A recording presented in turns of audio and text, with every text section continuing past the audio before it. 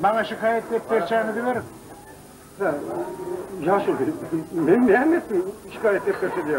Tevdan düzgünlük olamak, rahat edemek, yan kaytarayım verdim. Verdin mi diyorum bana şikayet ettireceğini verin diyen değil mi? Düşünüyor musun?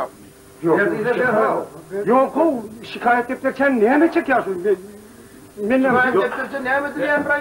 Yaşıl doğru ettim al. Yok ben neye ettim ben bana şikayet ettireceğini verin.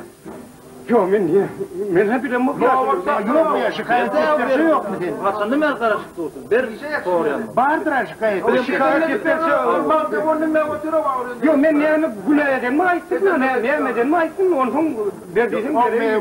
Günah ettim diye bak bana şikayet ettireceğini ver diye. Bizim kol yok benim kolumuzu koyuyor. Yok ben şuradan düzgün hep olamak.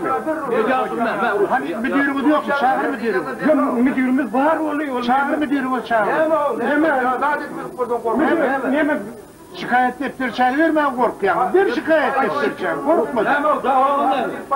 Ben hiç sanmedim bak ben şuradan düzgünlük olamak verdiğinlerini verdim. Kaytargısına verdim onu şikayet ettireceğini verdim. Ben şikayet ettireceğini ver diyen. Başka hiç tat diyem o kadar. Ben şikayet ettireceğini verdim.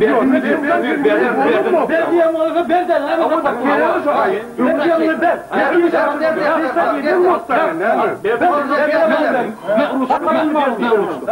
Ben şikayet ettireceğini ver. Ay yaşın sen ağzıcık vurun. Ben şikayet ettireceğini verdim.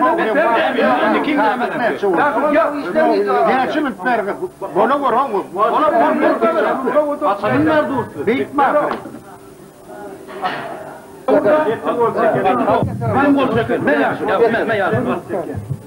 Ben yaşım. Gel. Yalan olacak diye. Ümrek. Hep verir. Hadi yatır ya kol çekin. Ay verin çek. Be.